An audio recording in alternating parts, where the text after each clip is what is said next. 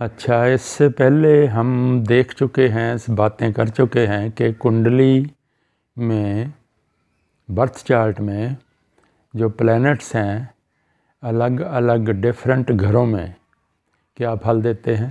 पहले घर में क्या फल है, दूसरे घर में, तीसरे में, ऐसे सभी घरों में हम बात कर चुके हैं।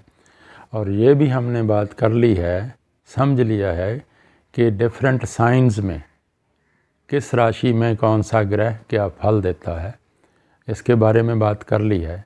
अब हम बात करेंगे प्लैनेट्स की युति, इंग्लिश में बोलें तो combination of planets in the कुंडली। ये ज़रूरी नहीं है कि एक घर में या एक राशि में एक ही ग्रह हो। एक राशि में या एक घर में एक से ज़्यादा प्लैनेट्स हो सकते हैं, 2 भी हो सकते हैं, 3 भी हो सकते हैं, 4 या इससे अधिक भी हो सकते हैं। ये डिपेंड करता है कि जब जन्म हुआ किसी का उस वक्त आसमान में ग्रह कहाँ कहाँ पड़े थे। 2 ग्रह अगर एक घर में इकट्ठे हों तो देखना ये होता है कि दोनों ग्रहों की वो जो राशि है वो शत्रु राशि है या मित्र राशि है। फिर देखना होगा कि दोनों ग्रहों का उस घर में क्या फल होता है। ये देखना होता है कि दोनों जो प्लैनेट्स हैं वो कौन सी राशि के स्वामी हैं कुंडली में।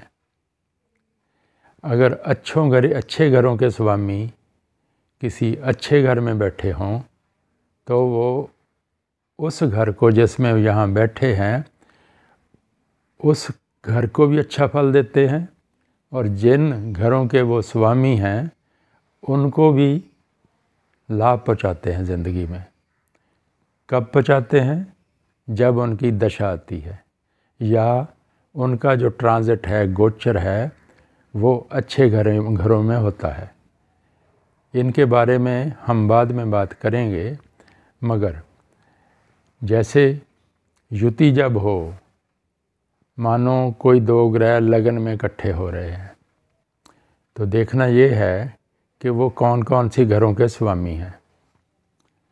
मानो हम एग्ज़ाम्पल लेते हैं, तुला लगन है, तुला लगन में शुक्र है, साथ में बुध है।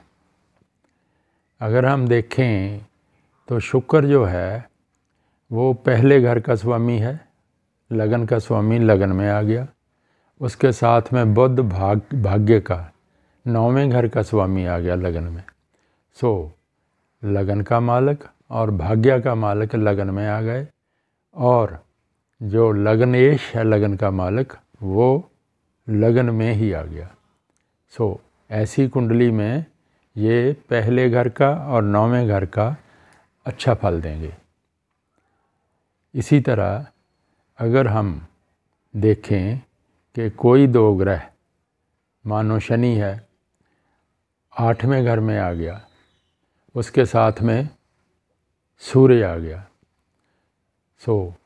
इसी कुंडली में अगर हम देखें, शनि 4थे और 5वें घर का मालक 8 में आ गया, साथ में लाभ का मालक 8 में आ गया। शनि एंड सूर्य की युति हो गई 8वें घर में। ये तुला लगन वाली कुंडली में अगर ऐसी स्थिति बने तो ये दोनों शत्रु ग्रह हैं, मित्र नहीं हैं। 8वें घर के लिए यहाँ ये बैठेंगे, अच्छा फल नहीं देंगे। मगर ये 4थे घर का, 5वें घर का और 11वें घर का मालक 8वें घर में आने का जो फल होगा वो पैसे के संबंध में अच्छा होगा, क्योंकि ये सभी घर पैसा एंड प्रॉपर्टी से लिंक हैं। डिटेल से तो बाद में बात करेंगे जब हम कुंडलियों का एनालिसिस करेंगे, एग्जाम्पल्स देंगे। मगर ये समझने वाली बात है कि ये जो शत्रु ग्रह 8वें घर में बैठ गए तो 8वें घर को तो ये खराब करेंगे। जैसे 8वें घर से क्या होता है? हेल्थ। 8वें घर के क्या होता है? In laws. वहाँ ये हानि पहुँचाएंगे। 8वें घर से क्या होता है? जैसे ध्यान लगाना, जैसे मेडिटेशन करना या गुप्त विद्या को जानना।